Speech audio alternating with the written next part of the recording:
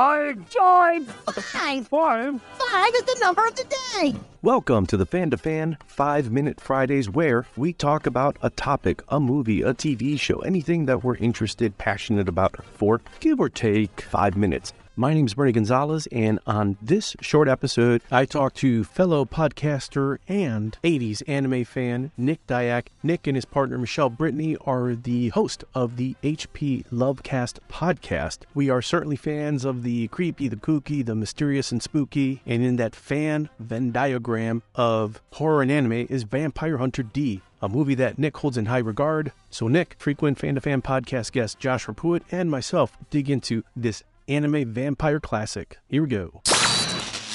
Exciting, mysterious, intense, graphic, provocative, raw.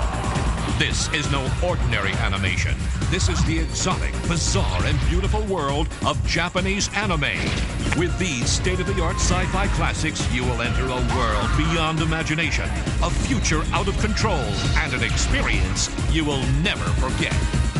Don't say we didn't warn you. All right, so we're going to jump back to the 80s. Suncoast is where I lived. I don't know about you guys, but on occasion, whenever I had $50, because that's how much it cost, I would be able to maybe pick up Wicked City, Fist of the North Star, Akira, Space Adventure Cobra.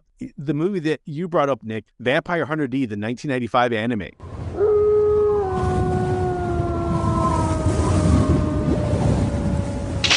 Here they come.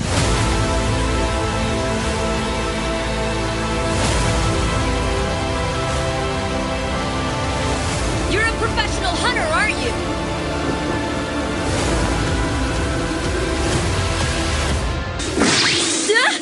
I guess you're the kind who doesn't talk a whole lot.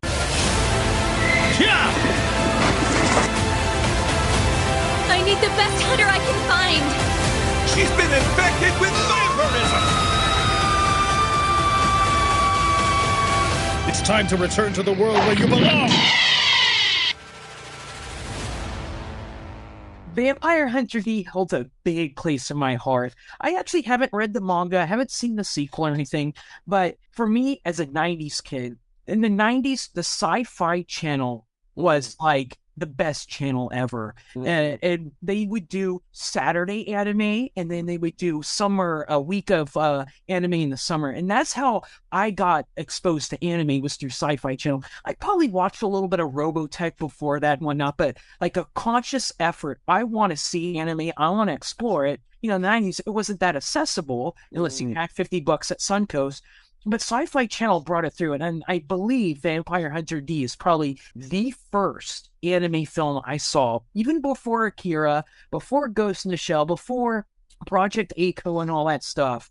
And I remember, even as a little kid, me just being, I'm a little kid, I shouldn't be watching this. This was early Sci-Fi Channel, so it wasn't censored. So there was nudity, there was blood, and I remember just how graphic it was, but I wasn't turned away from it. I was completely enthralled with it, and it was a post-apocalyptic vampire tale. D is a cool, he has this hand that has a mouth on it that he sucks up bugs with to rejuvenate himself. That is something I never would have seen in anything else before, but the greatest vampire film? Maybe not. It's on my list because it was such a big, important influence to me that it was probably the catalyst to get me into anime in the 90s and early 2000s. The classic, stranger comes into town. It's a Western in that regard. It doesn't have a real love story. He saves the day and moves on.